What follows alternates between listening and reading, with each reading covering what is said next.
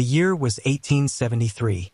In the dust-choked town of Harlow Creek, Arizona, there lived a man so feared, so avoided, that mothers pulled their children indoors when his shadow fell across the street.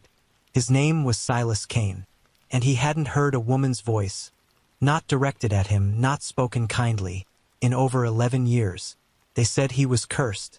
They said something lived behind his eyes that wasn't entirely human. They said the last woman who got close to him ended up buried under the cottonwood tree behind his ranch. That wasn't true. None of it was true. But the truth didn't matter in Harlow Creek. Fear was the only currency that never lost its value. So when a woman appeared at the iron gate of his ranch one scorching afternoon in July, a woman no one had ever seen before, thin as a whisper, dressed in dust-covered black, and spoke 7 words that stopped his heart dead. "Please, sir, I am asking you, marry me." The whole town held its breath. Who was she? Where had she come from? And why on God's burning earth, would any woman walk toward the one man every living soul walked away from? Before we begin this story, tell me, where are you watching from right now? Drop your country, your city. I'm sending love your way, wherever you are. Now settle in. Because this story, this dark, beautiful, heartbreaking story, is not what you think it is. Not even close. Let's begin. Silas Kane was not born a monster. He was born the 3rd son of a cattle rancher named Josiah Kane.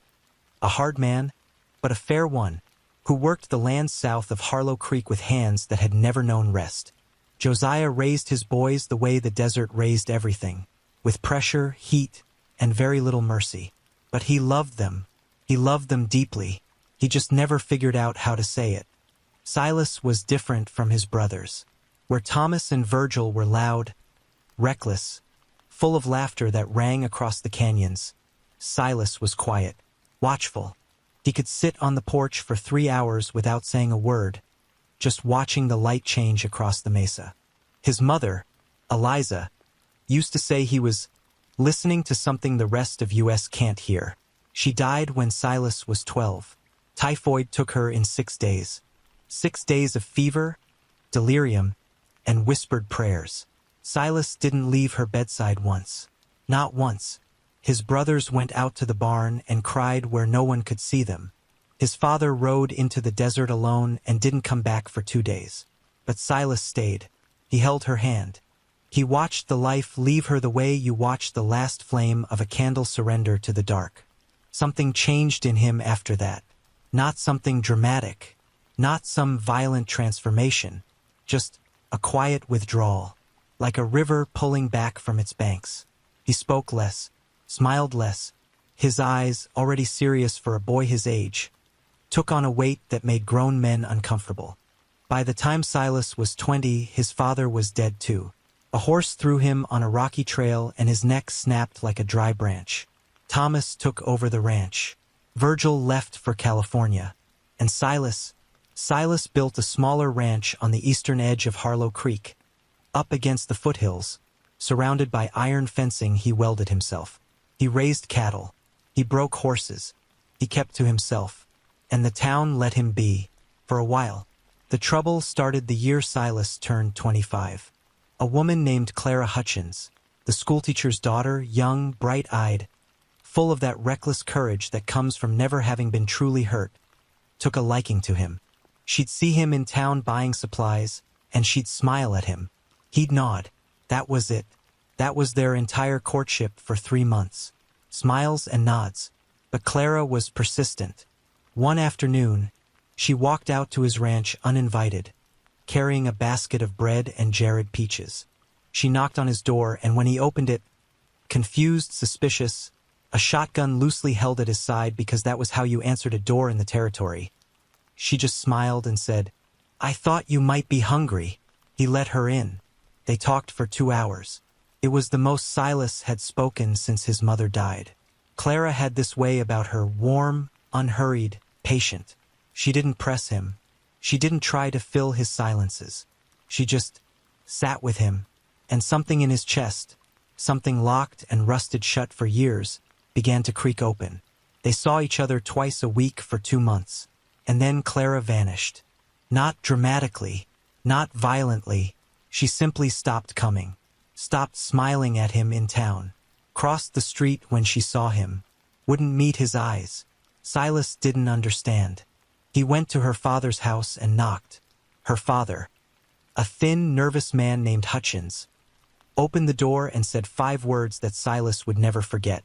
"Stay away from my daughter." The door closed.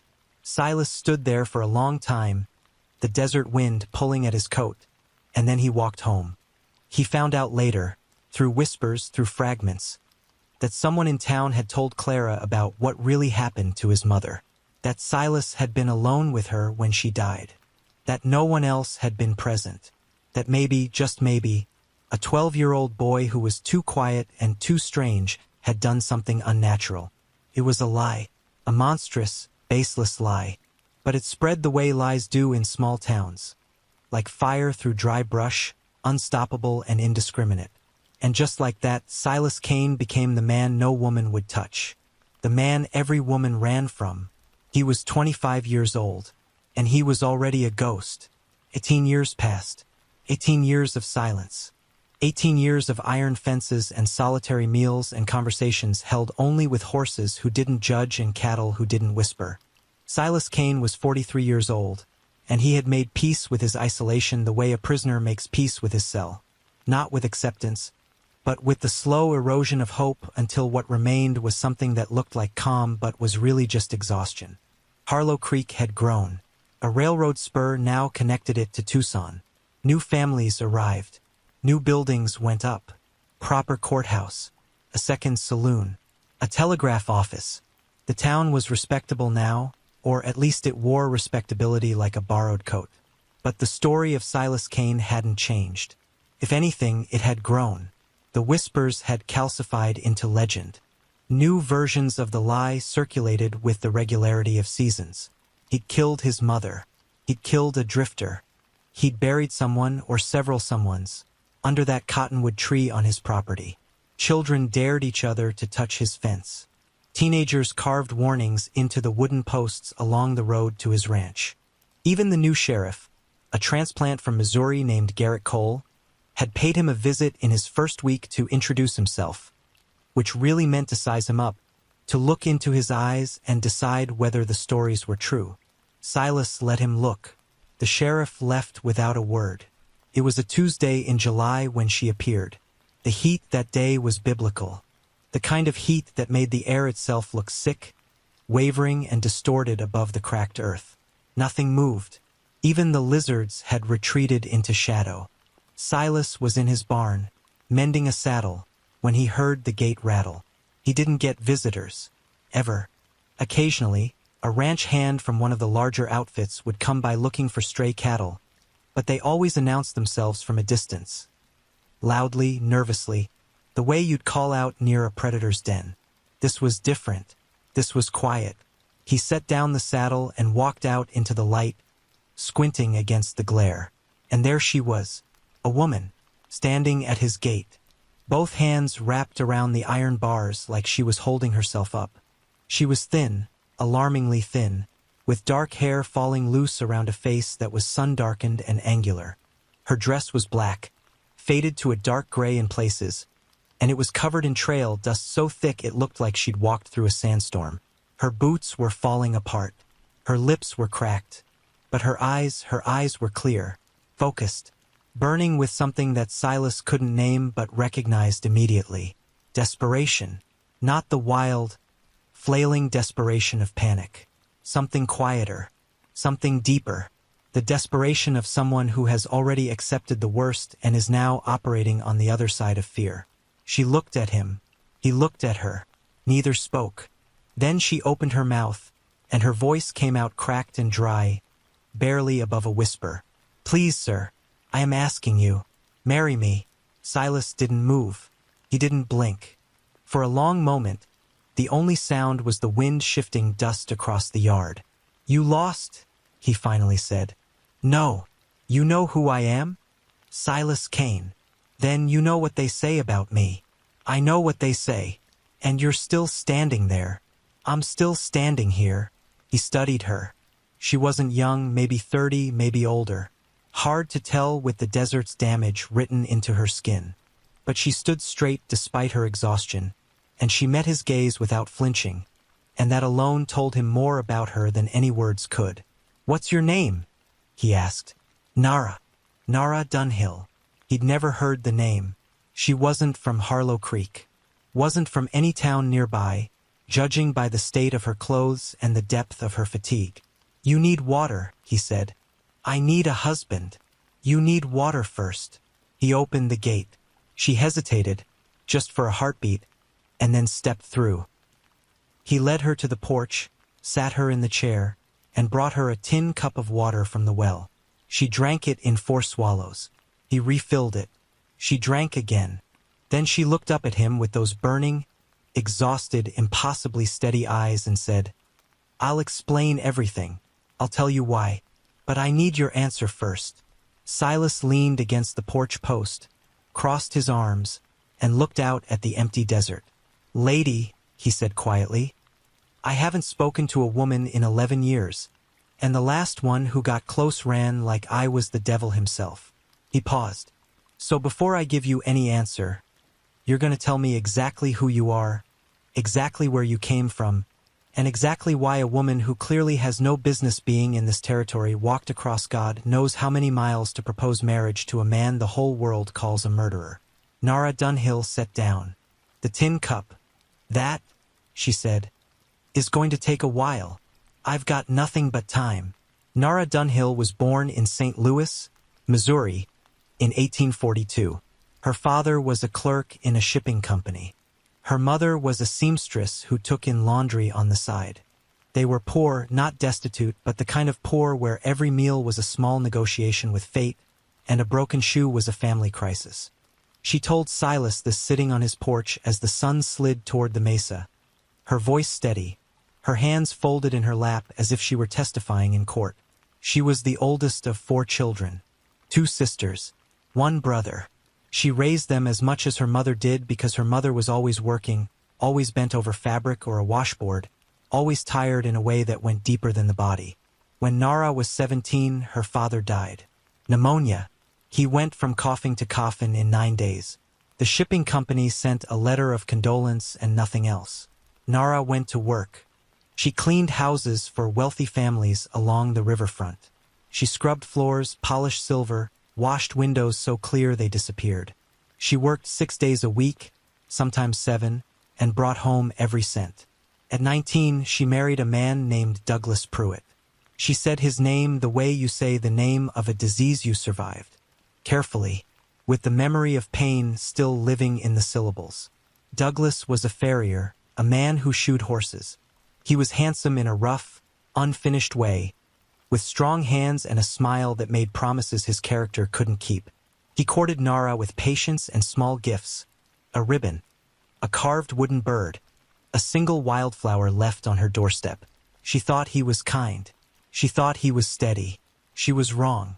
The first time Douglas hit her was 3 months after the wedding. She had burned the cornbread. He backhanded her so hard she saw light behind her eyes that had nothing to do with the sun. Then he apologized. Then he cried. Then he promised it would never happen again. It happened again, and again, and again. Nara paused here. She looked at her hands. The silence on that porch was so heavy Silas could feel it pressing against his chest. "I stayed for 6 years," she said, "because I didn't know how to leave, because my mother told me marriage was sacred, because I thought if I was better, quieter, smaller, more careful, he would stop." He didn't stop. The violence escalated. Bruises became fractures. Apologies became accusations. He told her she was worthless. He told her no one else would ever want her. He told her she was lucky he hadn't killed her. In 1867, Nara gave birth to a daughter. She named her Lily. For a brief, shimmering moment, Douglas softened. He held the baby with something approaching tenderness. He looked at Nara and said, "We'll be better now." And she wanted God, how she wanted to believe him. The peace lasted 4 months. Then one night, Lily wouldn't stop crying. Colic, most likely. Douglas had been drinking. He stood up from his chair, crossed the room, and raised his hand over the cradle. Something broke inside Nara. Not the fragile, wounded thing that had been breaking slowly for years. Something else. Something structural. Something load-bearing. She felt it snap like a beam in a burning building, and suddenly she was on her feet, and she had the iron poker from the fireplace in her hand, and she was standing between Douglas and the cradle with a look in her eyes that even a drunk man could read. "Touch her," Nara whispered, "and I will end you." He looked at her, really looked at her, and for the first time in 6 years he backed down. But Nara knew. She knew with the clarity that only comes at the edge of catastrophe. This wasn't over. This would never be over. Not as long as she stayed. 3 nights later, while Douglas slept off another bottle of whiskey, Nara packed a single bag, wrapped Lily against her chest, and walked out the door into the Missouri darkness. She didn't look back. She traveled south, then west. She worked wherever she could. Kitchens, laundries, a ranch in Kansas where she learned to mend fences and doctor cattle. She changed her name twice. She kept moving because she heard, through whispered networks of women who understood, that Douglas was looking for her. Not because he loved her, because she was his property, and he didn't tolerate theft. She ended up in New Mexico, working on a ranch owned by a widow named Calloway. For 3 years, it was good. Lily grew. Nara felt something she barely recognized. Safety. Then Douglas found her. He rode in one morning with 2 men. They took Lily. They beat Nara so badly the widow Calloway thought she was dead. They left her in the dirt and rode east. By the time Nara could walk again, 6 weeks later, Douglas and Lily had vanished. The trail went cold in Texas. She searched for 2 years, spent every penny, followed every rumor. Nothing. She paused again. The desert had gone golden around them, the light thick and heavy. "I found out last month," she said. "He's here, in Arizona Territory, a town called Copperton, 30 miles north. He's working for a mining outfit, and he has Lily." Silas was quiet for a long time. "And the marriage?" he asked. Nara looked at him with those clear, burning eyes. "A married woman has standing in court. A lone woman, an unmarried woman, has nothing. No judge in this territory will hear a custody claim from a woman with no husband, no home, and no name anyone recognizes." She paused. "But a woman married to a landowning man, a man with property and roots, that woman has a voice. That woman can petition a court. That woman can get her daughter back." The silence that followed was the loudest thing Silas had ever heard. "So you don't want me," he said. Not bitterly, just factually. "I want my daughter," Nara said, "and I am willing to do anything to get her back, including marrying a man the whole world calls a monster." She met his eyes. No offense. None taken. Silas didn't answer her that night. He showed her to the small room at the back of the house, the one that had been his mother's sewing room decades ago, still smelling faintly of cedar and dust and the ghost of lavender sachets. He gave her a clean blanket and a pillow that had seen better days, and he told her to sleep. "We'll talk in the morning," he said. He closed the door and walked back to the porch and sat there in the dark for a very long time.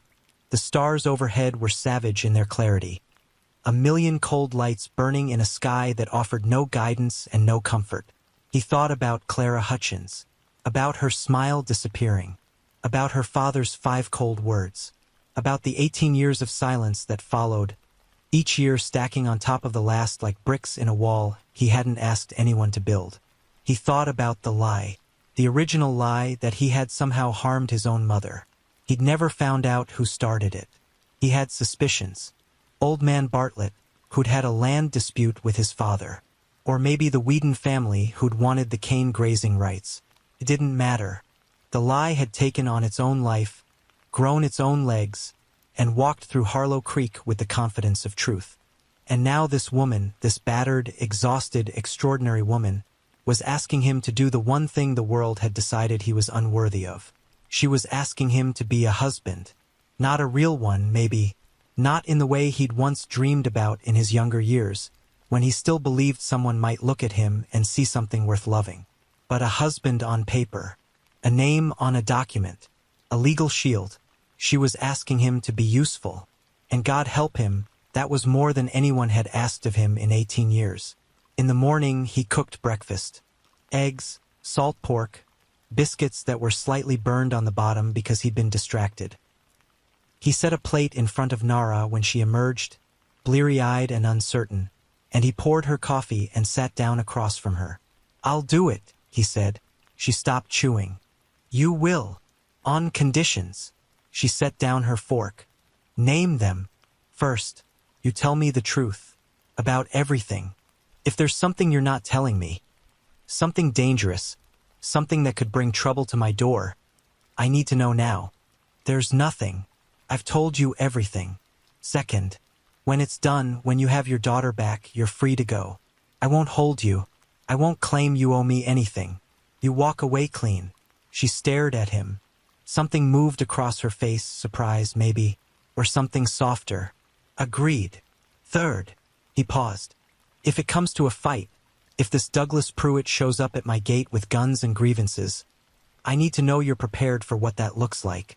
"He'll come," Nara said quietly. "He'll definitely come. Then I need you to understand something about me." Silas leaned forward. "I am not a murderer. I never was. But I am not a gentle man either. I have survived alone in this territory for almost 2 decades because I am very, very difficult to kill.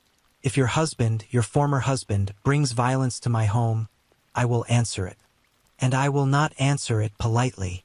Nara looked at him for a long, measuring moment. Then she nodded. "I understand." "Good." They were married that afternoon. The ceremony was conducted by a circuit preacher named Father Moran, who traveled through Harlow Creek every 3 weeks. Silas met him in town and asked him directly, without preamble or explanation. The preacher, a weary man who had learned long ago not to question the Lord's timing or his taste in couples, agreed. They stood in the small church at the edge of town, just the two of them and Father Moran and an elderly woman named Agnes who served as witness because the law required one. Silas wore his cleanest shirt, which wasn't particularly clean. Nara wore her black dress, brushed free of trail dust. They exchanged vows that felt like contracts. They signed the register. Father Moran pronounced them married, and the word landed in the empty church like a stone in still water. No one kissed. No one celebrated. They walked back to the ranch in silence, side by side, and the space between them was both narrow and infinite. The town found out within hours. Of course it did. Agnes told the grocer. The grocer told his wife. His wife told the women at the well. By sundown, every soul in Harlow Creek knew that Silas Kane, the monster, the recluse, the murderer of legend, had taken a wife. The reactions were predictable. Shock, disbelief, dark amusement, and beneath all of it, a current of something uglier, resentment, because the story of Silas Kane only worked if he remained alone, if he remained punished. A man who finds companionship despite the world's rejection isn't a monster anymore. He's a mirror, and nobody wants to look into a mirror that shows them their own cruelty. The whispers sharpened. New theories emerged. He'd bought her. He'd kidnapped her. She was crazy. She was a criminal running from the law. She was as dangerous as he was. Nara heard the whispers when she went to town for supplies 3 days later. She heard them in the dry goods store, where 2 women stopped talking the instant she entered. She heard them at the water pump, where a man looked at her ring finger and then at her face with an expression of theatrical pity. She bought her supplies. She loaded them onto the mule. And as she was leaving, a woman, the banker's wife, a woman named Delia Forrest, stepped into her path and said, loud enough for everyone nearby to hear, "You poor thing, you must be truly desperate to shackle yourself to that creature." Nara looked at her, calmly, steadily. "Mrs. Forrest," she said, "I have been beaten, robbed, and left for dead. I have walked 400 miles across desert that would kill most men. I have lost everything I have ever loved." She paused. "The only creature I fear in this world is the one who took my daughter. And I promise you, ma'am, that creature is not Silas Kane." She walked past Delia Forest and did not look back. By the time she got home, the story had already spread through town like wildfire. And for the first time in 18 years, people in Harlow Creek weren't just talking about Silas Kane. They were talking about the woman who chose him. 3 weeks after the wedding, Silas and Nara rode north to Copperton. The journey took a day and a half. They rode side by side, and the desert stretched around them in every direction. Vast, indifferent, beautiful in its hostility. They didn't talk much. They didn't need to. In the 3 weeks of living under the same roof, they had developed a language of silences, the comfortable kind, the kind that says more than words because it trusts the other person to understand what isn't spoken.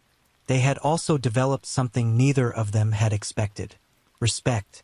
Silas respected Nara's relentlessness, the way she rose before dawn and worked without complaint, the way she mended fences and fed livestock and organized his chaotic kitchen with a quiet efficiency that bordered on military, the way she never pitted herself, never dramatized her suffering, never asked for anything she hadn't earned.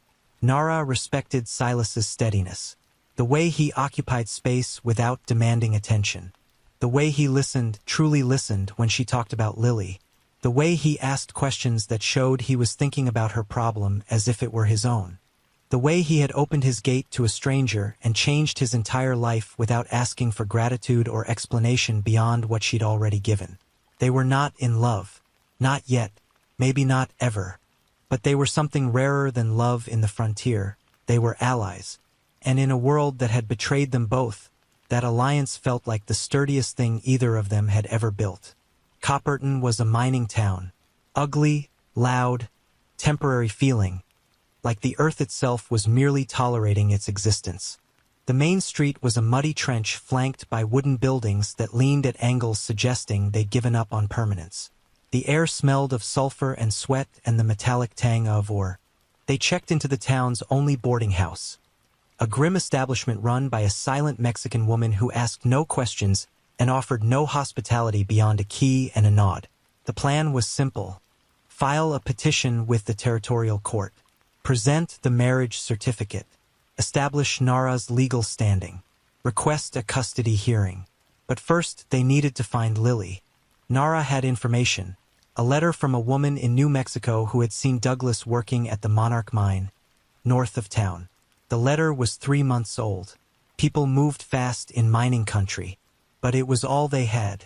Silas went to the mine office. He asked about Douglas Pruitt. The clerk, a nervous young man drowning in paperwork, checked his ledgers and confirmed. Douglas Pruitt was employed as a teamster. He lived in a boarding house on the south end of town. He had a child with him, a girl, about 6 years old. 6 years old. Nara had last seen Lily when she was 3. 3 years. 3 years of growing, of changing, of becoming a person Nara might not even recognize. 3 years in which Douglas had been the only parent, the only voice, the only world Lily knew. Nara's hands trembled when Silas told her. Just for a moment. Then she steadied them and said, "Take me there." They found the boarding house, a sagging 2-story structure with a porch that groaned under their weight. Silas knocked.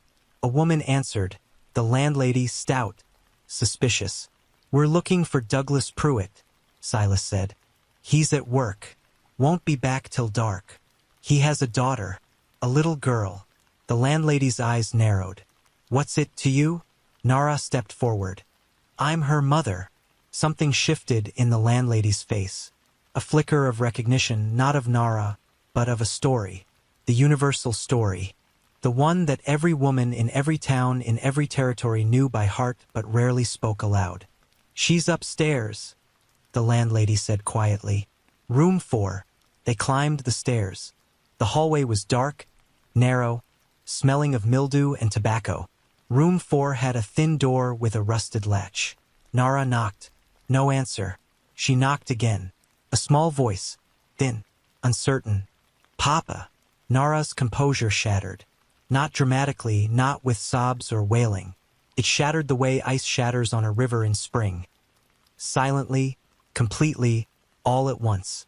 Tears ran down her face, but her voice was steady when she said, No, sweetheart. It's not Papa. A pause. Then, who is it? It's Mama. Silence. A long, terrible silence in which a 6-year-old girl on the other side of a thin door tried to reconcile a word Mama with a memory she might not even have anymore. Then the latch clicked. The door opened, and there she was, Lily, small, dark-haired, like Nara, thin too thin, wearing a dress that was too big for her and shoes that were too small. She looked up at Nara with Douglas's blue eyes and Nara's sharp chin, and an expression of confusion so pure it was almost sacred. Nara knelt. She didn't grab the child. She didn't rush. She knelt on that filthy hallway floor and she looked at her daughter and she said, very softly, "I have been looking for you for a very long time." Lily stared at her. Then she said something that broke every heart that would ever hear this story. "Papa said you died." Nara closed her eyes. A single breath. Then she opened them and smiled. A smile that cost her everything she had and said, "Papa was wrong. They took Lily." The landlady watched them go and said nothing. But she nodded at Nara in a way that carried the weight of 1,000 unspoken words. They made it back to the boarding house. Nara held Lily in her lap and didn't let go. Silas sat by the window, watching the street, his hand resting on the rifle propped against the wall. Because he knew, they both knew, Douglas would come home. Douglas would find the room empty, and Douglas would come looking. It was just a matter of time. They rode hard through the night. Silas pushed the horses as fast as the darkness allowed, navigating by starlight and instinct, following trails he'd ridden enough times to know by feel. Nara rode beside him with Lily pressed against her chest, the girl sleeping fitfully, waking with small frightened sounds that Nara soothed with whispers and the steady rhythm of the horse's stride. They reached Harlow Creek at dawn. The town was just waking, smoke rising from chimneys, a dog barking somewhere, the blacksmith's hammer ringing its first notes of the day. They rode straight through without stopping, straight to the ranch, straight through the iron gate that Silas closed and locked behind them with a chain and padlock he hadn't used in years. He brought the horses into the barn. He checked every window, every door. He loaded his rifles, 3 of them, and placed them at strategic points around the house. He filled water barrels. He stacked ammunition on the kitchen table next to the salt and the coffee tin. Nara watched him work.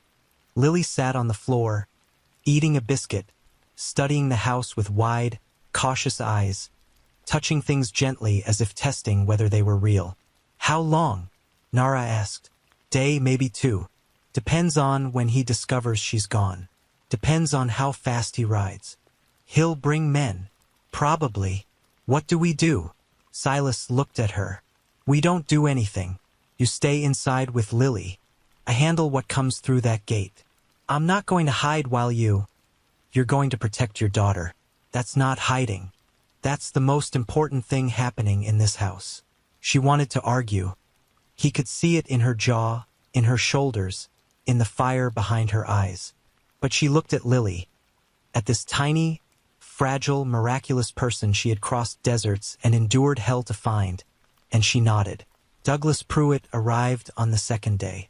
He came at noon, when the sun was highest and the heat was a living, pressing, suffocating force. He came on horseback with 3 men, rough-looking, armed, the kind of men you hired from saloons when you needed muscle and didn't care about morals.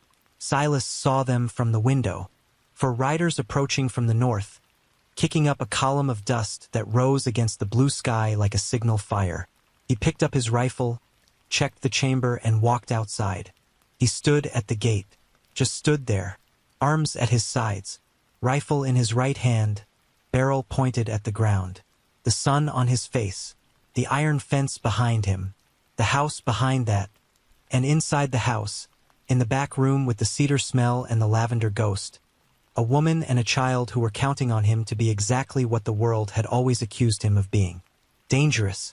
The riders stopped 30 yards out. Douglas Pruitt was in front. A big man, thick-necked, sunburned, with the kind of face that might have been handsome once but had been coarsened by drink and cruelty into something hard and mean. He sat his horse and stared at Silas, and Silas stared back, and the space between them hummed like a telegraph wire. "I'm here for my daughter," Douglas said. "She's not yours anymore," Silas replied. His voice was calm, almost conversational. "The way you talk about the weather. The hell she ain't. I'm her father. And the woman inside is her mother. Your wife. The one you beat half to death and left in the dirt in New Mexico." Douglas's face darkened. "That woman is a liar and a thief. She stole my child." "Your child? Tell me something, Pruitt. Does a man who raises his hand to his wife and tells his daughter her mother is dead, does that man deserve the word father?" One of the hired men shifted in his saddle, hand drifting toward his holster. Silas's eyes flicked to him, just for an instant, and the movement was so sharp, so precise, so full of controlled violence that the man's hand stopped moving. "I don't know who you are," Douglas said, "but you're making a mistake you won't live to regret. My name is Silas Kane. I own this land. The woman inside is my wife. The child is under my protection. And this—" He lifted the rifle slightly, not aiming it, not yet, just adjusting its weight. "Is not a negotiation." Douglas laughed. It was an ugly sound. "Your wife? She married you? Christ, she really is desperate." "She is. She was desperate enough to marry a stranger in a town that hates him, ride 30 miles across hostile desert, walk into your boarding house and take back what you stole. And now she's in that house behind me, and her daughter is in her arms, and you and your 3 hired guns are on the wrong side of this fence." He paused. Let the silence build. "So here's what's going to happen. You're going to turn around. You're going to ride back to Copperton. And next month, when the territorial court convenes, you're going to receive a custody petition filed by a legally married woman with a landowning husband and a stable home. And you're going to lose, because every judge in this territory knows what a man like you is, even if he can't prove it. And every judge in this territory will look at that little girl, thin, frightened, wearing shoes that don't fit, and know exactly who failed her." Douglas's face had gone red. His hands were shaking. His horse sensed his rage and sidestepped nervously. "You don't know me," Douglas hissed. "You don't know what I'll do." "I know exactly what you are," Silas said. "I've known men like you my whole life. You're brave when the other person can't fight back. You're strong when the other person is smaller. But right now, right here, the person in front of you is not smaller, is not afraid, and is not going to move."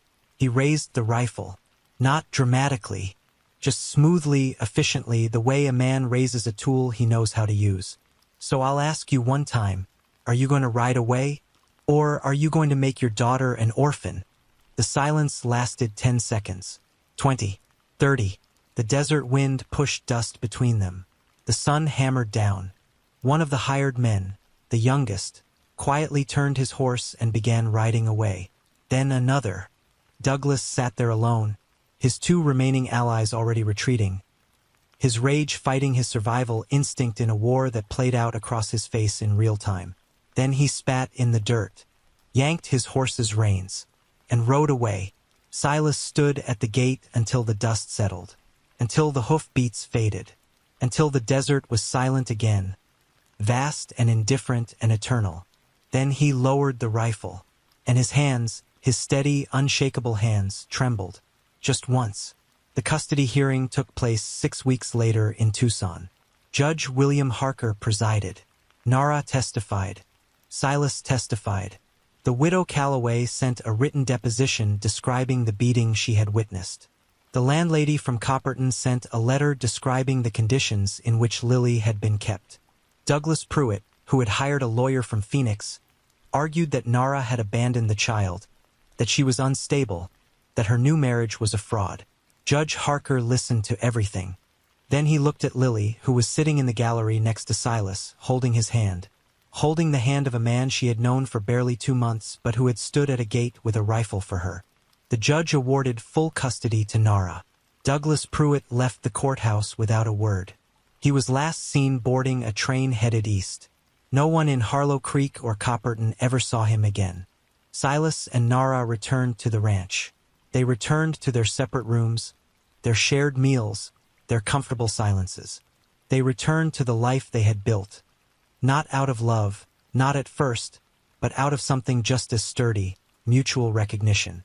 Two broken people who looked at each other and saw not a monster, not a victim, but a person. A whole, complicated, wounded, resilient person.